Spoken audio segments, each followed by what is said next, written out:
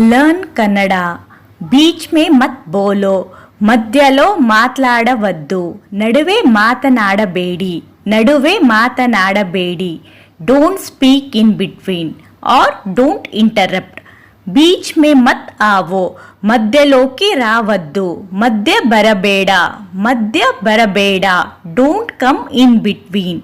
Beach ಮೇ ಮತ್ ಪೂಛೋ, ಮಧ್ಯలో ಅಡಗವದ್ದು, ಮಧ್ಯ ಕೇಳಬೇಡ.